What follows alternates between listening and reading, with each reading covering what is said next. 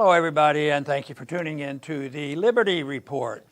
With me today is Daniel McAdams, our co-host. Daniel, good to see you. How are you this morning, Dr. Paul? I'm doing very well this morning, and you're doing okay too? Doing well, yes, indeed. Yes, very good. I went to help make the world feel better too. That's right. We make a little bit here and a little bit there, maybe.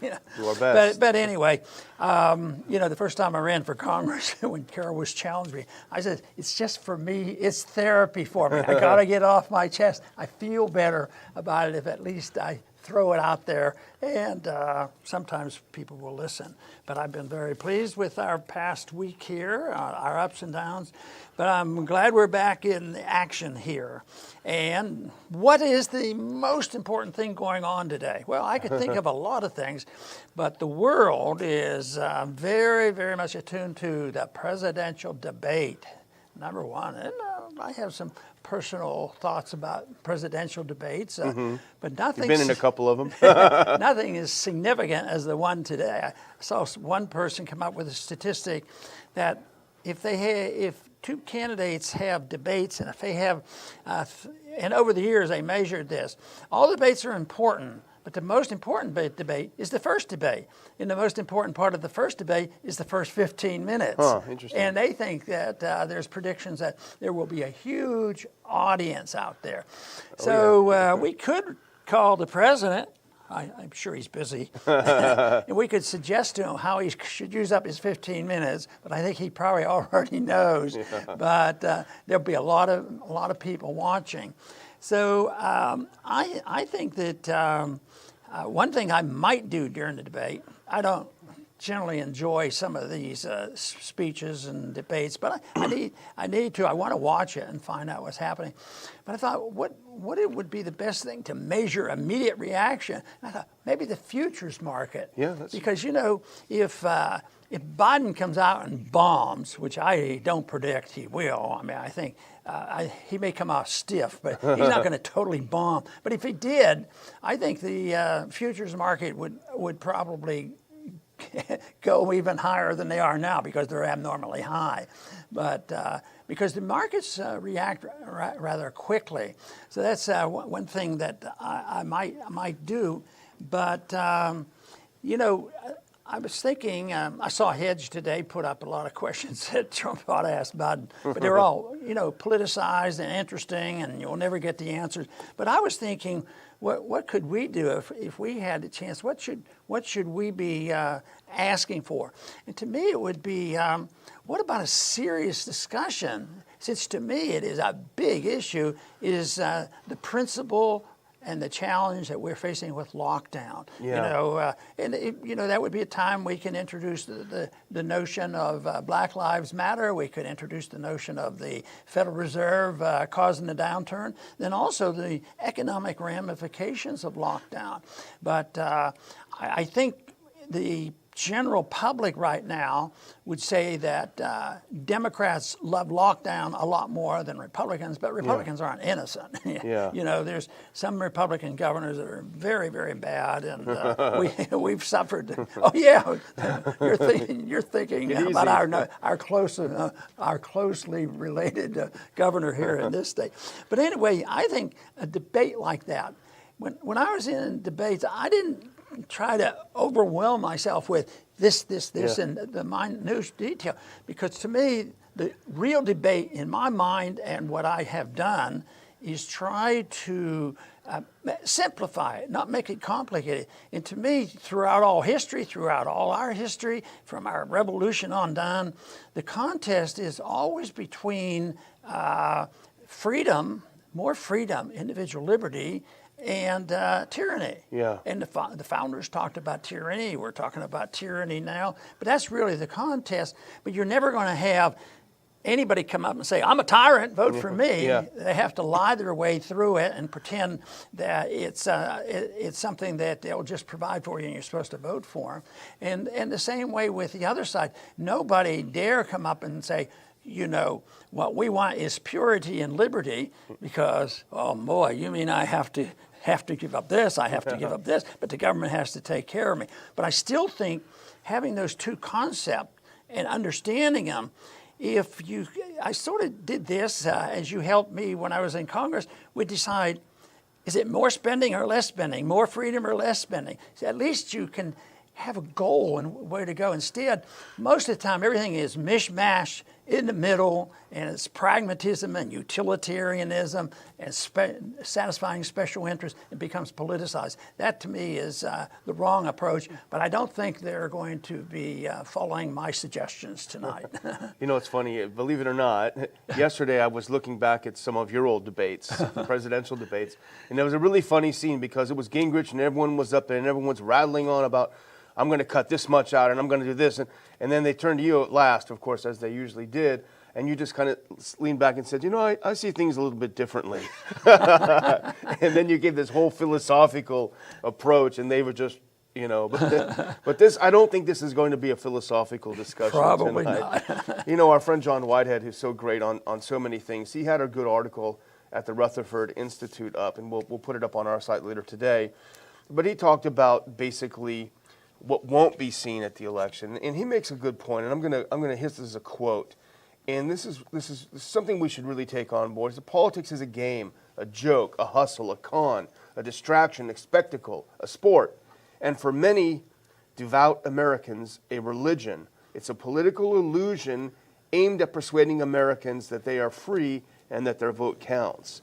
And I think that's what we're seeing, right. You know. And I think that's a point that I try to make. It shouldn't be all that complicated. Yeah. You know, if you have a right to your life and you can do what you want as long as you don't hurt people, I know the young people respond to that in spite of the shortcomings of a lot of young people and the participation. There's a lot of young people would like to see it simplified and say, well, do you think your life belongs to you, or do you want to turn it over to the bureaucrats in Washington? And their response is usually, very good and natural, because I think it is natural to want to be your own person. I think we're born with that tendency, to be our own person. We're very independent. Children are independent. Teenagers are independent, and it has to be sorted out. But it's the big challenge is, who's going to do this sorting out? Yeah. Oh, the people who know what's best for us. The people who will say, well, we know what to do. We know how to protect you from viruses on down to any invasion that is coming and against the big government. Government's there to take care of us. How often you hear the story, well, we need this. The government needs to take care of this. But they never ask, who in thunder is the government? Where does it come from? And maybe inadvertently, they become the government more than they ever dreamed. They say, well, I'm not. Even if that's true, that the government doesn't have the money, they'll take it from the rich, which is a bunch of baloney. Yeah. They concede the principle of taking from one to help others, and they buy into this, not realizing that it doesn't happen that way. The rich get richer and the poor get poorer, and we wipe out the middle class. And that is not too complicated once you give it just a little understanding of monetary policy and the principles. But when you go along with this whole idea that you can have people who are seen as totally inefficient, not knowing how to take care of themselves, well, we'll pick out a few of them. We'll send them to Washington. They'll know how to take care of all of us, which is it's an unbelievable situation. Yet people do that. The government will take care of me, and it is that conditioning that has existed and has grown in our history and our country for the past essentially 100 years. Yep. It's like Lucy and Charlie Brown with that football. This time it'll be different. We'll hold the ball. But when you look at the real issues that we care about, that Americans should be thinking about, we really don't, and this is why we use the title, we really don't think that these are going to come up because there really isn't a philosophical basis for either of the two being against each other. It's just Team A against Team B.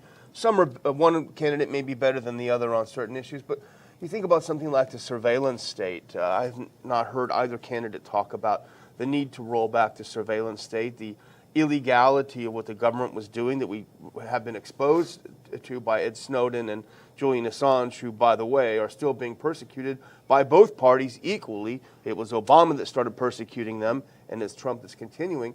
None of that. The military-industrial complex. Oh, Biden is going to do something about that? He spent 50 years propping up the military-industrial complex, and and President Trump brags about, we're going to buy some more missiles, more shiny, rockets. So civil liberties, we talked a little bit about it. Biden said, I'm going to force everyone to wear a mask. I don't care, Right. So these issues I don't think will come up. it should all go back, and that's what I try to get young people to think about. It all goes back to what does it do to your choices in your life and what it's all about. And why can't you make these decisions? Oh, you might. People say, well, you might make the wrong decision. And it astounded me in Washington when I had members of Congress come up when in a dignified manner have a bit of a discussion like this. And they say, yeah, but you know, that sounds good. But people, they say, the people are too dumb. Yeah. Too dumb. They don't know what to do. And they won't take care of themselves, and we have to take care of them. But they're not saying, I think I'm a dictator. I know how to dictate. People don't deserve their rights because they might make a mistake. And never once will they look at the situation and show that they're making it much worse by having factions here who are the special interest, factions over here, and they've been struggling how to divvy up the pie. Of course, the loot is shrinking, and that's why we're facing these crises. The bankruptcy is on our doorstep, and that's why this is coming to an end, because the politicians are running out of stuff that they can steal, and of course. That's why I think we have a lot of trouble ahead. But I don't think the problem is that complicated. And if we just get more people to agree that maybe protecting liberty is a much more important project than establishing dignified authoritarianism that will work better. Yeah. Well, the other thing that's not going to be really discussed and debated that strongly is, as you alluded to earlier, the lockdown of the country, the destruction of the economy. They won't blame it on bad actions taken. And I think President Trump probably saw this all along. He certainly sees it now, I think, and that's why he's appointed Dr. Scott Atlas, who's not perfect, but certainly better than the people that he's apparently replaced on the issue of public policy on the coronavirus. But the others are not going to back down. And in fact, we have a clip that came out yesterday. Our old friend Fauci did another interview yesterday where he expressed his serious concerns about what's happening in Florida. He's very concerned about Florida opening up. He said they're asking for trouble. He said the U.S. is not in a good place as fall and winter approach. Now is the time to double down a bit, is what he said. But here's what's interesting about this. He emphasized after he said that, hey, I'm not talking about locking down. I'm not talking about shutting down. So I think that's interesting because I think he actually would love that more than anything. I think he realizes that train has left the station. That is off the table now, and he's not going to get. So I think it's kind of damage control in a way. But he's still spouting off these false statistics because he said we're in danger. Why we can't do this is that we're still getting 40,000 new cases a day. 40,000 new cases. And then there they are back to twisting the meanings what a case is versus an infection, and They say that it is so bad they can't possibly consider letting up, and he wants to get these tests that are totally unreliable, have no meaning. He wants them down to 10,000, and maybe we can loosen up a little bit more on the lockdown. But the principle, what right do they have to lock down? And then back to your original part of your statement is they're doing it because they want to improve our health. Well, what if they really, really had absolute proof that what they're doing has really been very helpful? But there's so much evidence now that what they have done has not helped people, has caused more trouble, more suicides and all that. Has it helped the economy at all? It has participated in the destruction of the economy. So it's all an illusion, and yet I mentioned to you a little while ago that I'm amazed. There was where it was in Spain where people sort of just had enough, and they threw up their arms and no more of this stuff, no more. I said, isn't it something that old Europe has a spark left? In New America, we don't have a whole lot of spark, but we're seeing more of them, and that's what we want to do. We want to expand, experience and see more people with that spark of liberty left and speak out. Because even though they're small in numbers, we do know when somebody comes forward and say, this is what we need to do, other people we'll feel safer. That's human nature, and we shouldn't say, well, they're evil because they didn't do it. But I think they need a little bit of encouragement, because the fear of getting locked down, when you see these innocent people, like the people that were singing hymns in the church lot. Yeah, in Idaho, in Moscow. Yeah. And they had, I think it was the minister, he was very calm, cool, and collected. He wasn't going to fight. And they put handcuffs on them and everything. Also, that doesn't mean that everybody has to take on the policeman who comes in and tries to arrest them, because that would be very, very dangerous. Yeah. But it's philosophically, though, we have to get people to not go along just to get along. Well, Fauci may not have ever treated a single patient, but he is a doctor, and surely he understands when he says we're getting 40,000 cases a day. Surely as a doctor, he understands that someone testing positive in a test that has a lot of questions asked is not a case. A case is when you're very sick with something. Surely he knows that. So either he is not telling the truth, he's putting forth some propaganda, he wants to scare people. I don't know exactly what it is, but he did say, and it is on tape. I watched, in fact, the tape earlier to remind myself just a couple of months ago. He said asymptomatic people who test positive never, ever drive a pandemic. And so then how is he saying that all of these people who are cases but have no symptoms are driving this pandemic? This is the opposite of what he just said a couple of months ago. Yeah, I saw an interesting statement. I think it was Dr. Mercola. He said that they are now discovering that vitamin D, which he's a real promoter of vitamin D to protect and encourage your immune system.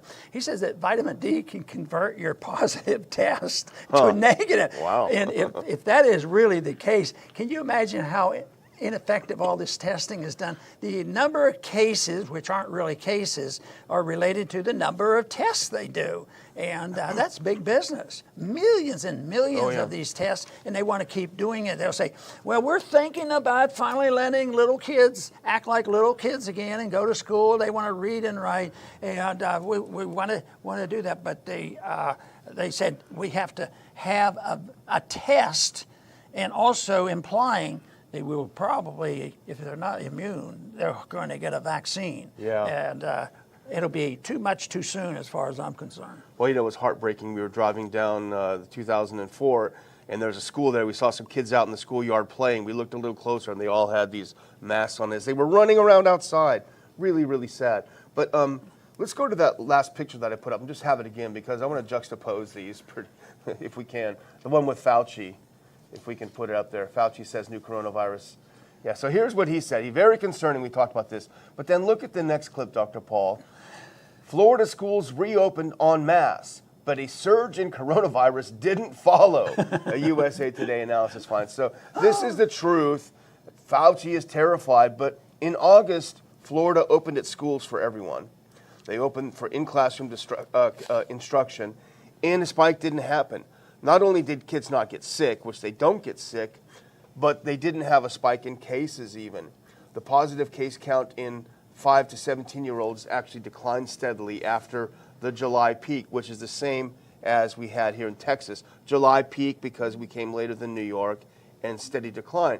Of course, the USA Today, being mainstream media, said, oh, it's only because the kids had masks and social distancing. But, that's the religion of the COVID people, that you have to have this, otherwise you can't. It's like, and I've heard it said before, it's like if you do a rain dance and it rains the next day and you take credit for it, maybe the case, maybe not the case, but you certainly can't say that there's a causation between the two. I guess the conflict between Dr. Atlas and the media will continue and accelerate, because, Dr. Atlas said something about Redfield had given this message, and he says everything he says is false. Now that's a bold statement, but I can understand why he would say that. But they're going to get more harsh than ever before, and I hope he's able to continue to do it, because sometimes the pressure gets pretty great. But at least it's so much better than what we've had to put up with WHO organization as well as CDC. At least we're getting a little bit better message right now from the administration. Yeah, they're clearly at war. Fauci and Redfield from the CDC are at war with Atlas. And as we say, he's not perfect, but he has said some things that are kind of common sense, that people get over these colds when they develop herd immunity. But we talked about a little bit yesterday how Redfield was steaming. He was on the phone with someone while he was in the airport, just steaming. Everything he says is untrue. But here's what Atlas said afterwards. Everything I've said is directly from the data and the science. It echoes what is said by many of the top medical scientists in the world, including those at Stanford, Harvard, and Oxford. And this is what DeSantis did when he opened up Florida. He brought in some extremely well-qualified scientists, doctors, and experts, and he had them present a different view. That's what it's supposed to be about. We have a debate in this country. Science is not some sort of, Moses being handed the Ten Commandments. Science is something that develops. And so what Atlas is doing is citing, renowned scientists who are presenting a different view of how to get over this. And we see from Sweden and South Dakota that approach is kind of working pretty well. I was interested in the response from the media, when Dr. Atlas spoke up against Redfield. They said the media was stunned to have somebody come up and have a decent answer, and the media really. And the other thing I liked is, I think Alice asked one of the reporters, "Did you ever read the statistic? Did you ever study this?" Yeah. In the old days, the reporters were supposed to do that. Yeah. But no, they're not going to do that. They're just demagogues. They're just gotcha question. Right. Here's one thing on Florida before we head toward the close is interesting. I was looking up some statistics about young people, about students. Here's a couple of interesting things from the Tampa Bay Times. This is from a couple of months ago, but they reported that 83% of all Florida deaths occurred among those 65 years and older. 83%. And 84% of those under 65 who died had underlying medical issues. And those 24 and under, by July, it's a couple of months old in Florida, who died, the number was a big total of 14. 14 people. So for this, everyone is having a panic attack. And, we'll see what happens. But speaking of panic attacks, New York is having a panic attack. Let's look at this next one. I'll just kind of close out here, Sure. I think, if we're ready. New York City threatened lockdown Tuesday for COVID-19 hotspots. De Blasio is having a panic attack because what he's done to the city is completely decimated it. He dropped a nuclear weapon on his own town, a neutron bomb, and now he's threatening to lock down because of the COVID hotspots. So you're thinking, wow, New York City, New York must be in desperate straits now. They're going to go back into lockdown. Let's look at the next picture. This is from today. This is what's going on in New York. Look at those deaths. You got to squint a little bit if you want to see them. But for this, they're threatening a lockdown again. And someone suggested, I think there's something to this, he's trying to hide the fact that he's destroyed the city, at least until after the election. And I want to close with one final thing, Dr. Paul, and this might solve some of our mystery of why we got in such trouble the other day when we criticized the WHO, and of course we're not criticizing them today. Wonderful, wonderful people. But let's look at this last slide. This is the head of the WHO. He's actually calling for countries to take action against anyone who challenges the WHO.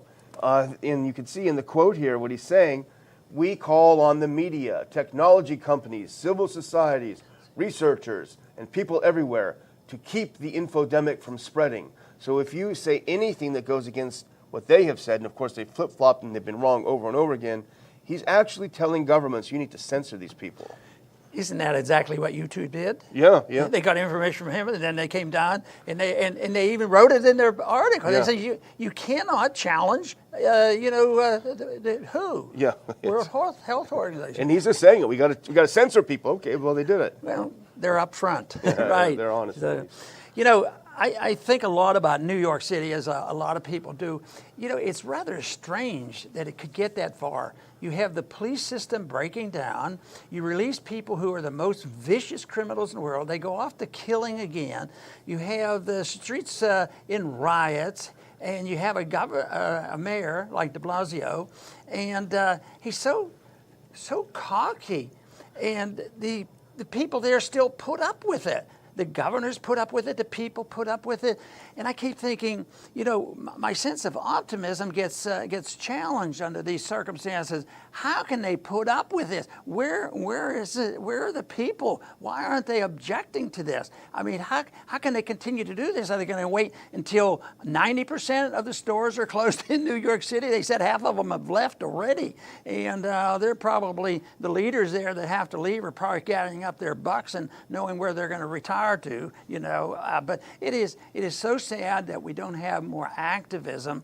And of course, I think the activism should be there, and I think it should be based on philosophic beliefs and things that we can defend on principle, showing that liberty is better than coercion and tyranny. We're dealing with tyrannical type people who want to run our lives and tell us what to do, believing and convincing people it's in their best interest, which is absolutely false. And no matter how they place it, tyranny is never superior to freedom, because it's impossible that happens. It's just so destructive. And I thought we had learned a pretty good lesson a couple hundred years ago, and we did pretty well. And those beliefs were lingered for a while. But these past 100 years, once we went into the militarism and having empires around the world and printed press money and income tax, we gave up, and people became, convinced that you can have a free lunch. Well, let me tell you, the bad news is there ain't no such thing as a free lunch. And that's what you're discovering, and that's why people are getting nervous. But it's also the reason more and more people are waking up and standing up to it. So we need more people to do that. You can do it peacefully. They look like the real jerks when they have to get people in, and they're 2 or 3 times the size of a young woman, and arrest her because she wouldn't put a mask on, which many of us consider a dangerous thing to do under many conditions. So I think that we just have to do it in numbers. If just people would stand up and say, I'm not going to go along with it. And there have been occasions where there's been groups, people getting together, and they just took their mask off.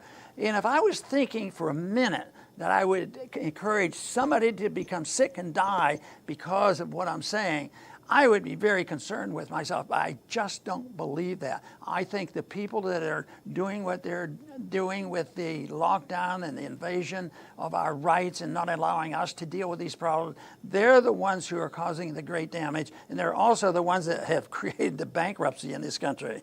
Unfortunately, it's just not.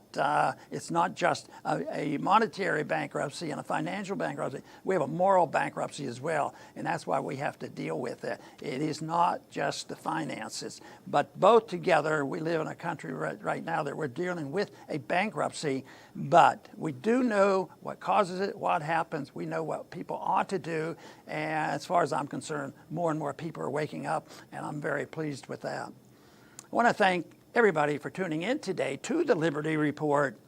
Please come back soon.